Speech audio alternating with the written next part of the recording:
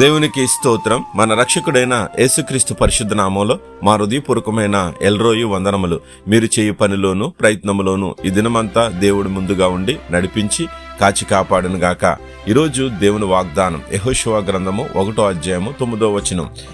నీవు నడుచు మార్గమంతటిలో యెహోవా నీకు తోడైయుండును. ప్రియమైన దేవుని బిడ్డలారా, ఈ లోకములో దేవుడు ఏర్పాటు చేసిన మార్గాలు అనేకమైన ఉన్నాయి. జీవ మార్గము, నీతి మార్గము, నీతిమంతుల మార్గము, పరిశుద్ధ మార్గము, క్రీస్తు మార్గము, జ్ఞాన మార్గము, యథార్థ మార్గము, సత్య మార్గము, నిత్య మార్గము, తీర్పు మార్గము, శాంతి మార్గము అని అనేకమైన మార్గాలు ఉన్నాయి. కానీ ఒక మార్గం ఉంది, అది తిరిగి రాని మార్గం. ఈరోజు దేవుని వాక్యం సెలవిస్తుంది, నువ్వు ఏ మార్గంలో నడుస్తున్నావో ఒకసారి మనం గ్రహించుకోవాలి. ఎందుకంటే ఆయన తన మాట చెప్పిన ప్రతి ఒక్కరిని కూడా జీవింపజేస్తున్నాడు. కాబట్టి ఆయన మోషేకు తన మార్గాలనంట తెలియజేసేవాడంట. అంటే మోషే అనుక్షణము ఆయనతో ఉండి అడిగేవాడు. కాబట్టి దీనులకు ఆయన మార్గాన్ని చూపే దేవుడు.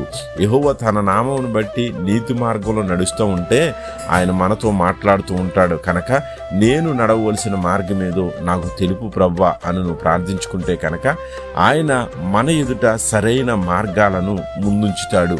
నీ కన్నులకు ఈ లోకములో ఇంపుగా ఉన్న మార్గాల్లో నువ్వు ప్రయాణించుకోకుండా మన ప్రవర్తన దేవునికి ఇష్టం వచ్చిన మార్గంలో నడిపిస్తూ ఉంటాడు. అందుకనే యెహోవా మార్గాలన్నీ చక్కనివి.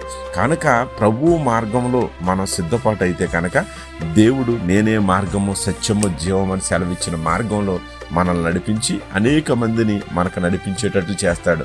ఈరోజు నీ మార్గంలో ఏ ఇబ్బంది ఉందో, ఇరుకుందో, శోధన ఉందో, కలత ఉందో, ఏది కొదువు ఉందో, ఏది ఆటంకం ఉందో తెలియదు. కానీ యేసుక్రీస్తు కొరకు నువ్వు ప్రతిష్ఠించుకో.